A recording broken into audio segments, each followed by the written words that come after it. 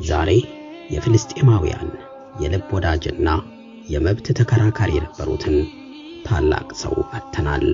ባሲም ናኢም ዛሬ ህልፈታቸው የተሰማውና ለምስኪኖችና ስደተኞች ባላቸው ጥብቅና የድሆች ጳጳስ የሚል ቅጽል ስም የተሰጣቸው የካቶሊኩ ጳጳስ ፖፕ ፍራንሲስ በወር 32,000 የአሜሪካን ዶላር ደሞዝ የነበራቸው ቢሆንም ይህንን ደሞዛቸውን አንድም ቀን ሳይቀበሉ ጠቅላላውን ለበጎ አድራጎት ያውሉት ነበር።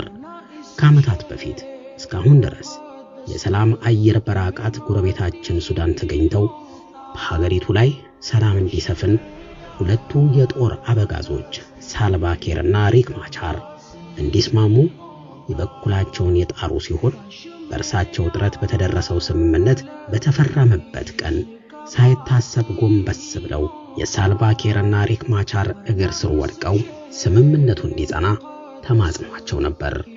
በአንድ ወቅት ደግሞ ከጣሊያን ወጣ ብሎ በሚገኝ አንድ የስደተኞች ጣቢያ በዓመታዊው የእግር ማጠብ ስነ ስርዓት ላይ እግራቸውን ካጠቧቸው የተለያየ ሃይማኖትና ሀገር ካላቸው የኢትዮጵያ፣ ኤርትራና የሌሎች ሀገራት ሰዎች መካከል ሶስቱ ከሌሎች ሀገራት የመጡ ሙስሊም ስደተኞች ነበሩ። ፖፕ ፍራንሲስ ሁላችንም የአምላክ ፍጡራን ነን በማለት ከዘርና ሃይማኖት ባሻገር ስለ ሰው ልጅ አንድነት ይሰብኩ ነበር። እኚህ ጳጳስ በመካከለኛው ምስራቅ በተለይም በእስራኤልና ፍልስጤም እየተካሄደ በሚገኘው ጦርነትን በተመለከተ በአካባቢው ሰላም እንዲሰፍን የተኩስ አቁም እንዲታወጅ ከማሳሰብ ጀምሮ የሰብአዊ እርዳታ የሚቀርብበትን መንገድ እንዲፈለግ ሲወተውቱ የኖሩ ሰው ናቸው።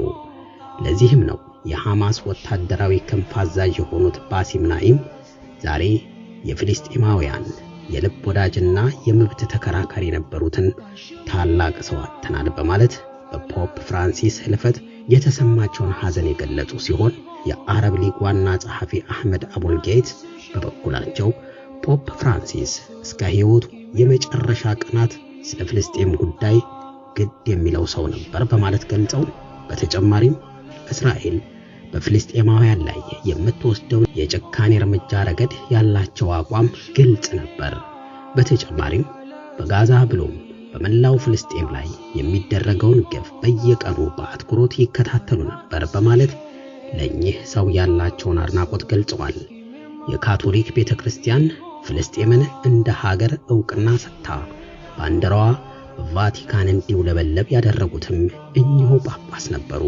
ፖፕ ፍራንሲስ የካቶሊክ ቤተክርስቲያን በተመሳሳይ ጾታ ላይ ያላትን አመለካከት ጳጳሱ በማያሻማና ግልጽ በሆነ መልኩ በሚገባ እየደገፉ አይደለም በሚል ወቀሳ ሲቀርብባቸው የነበረ ከመሆኑም በላይ በአንድ ወቅት ይህን ዓላማ በሚደግፉ ተቋማት የተቃውሞ ሰልፍ ተወጥቶባቸው ነበር።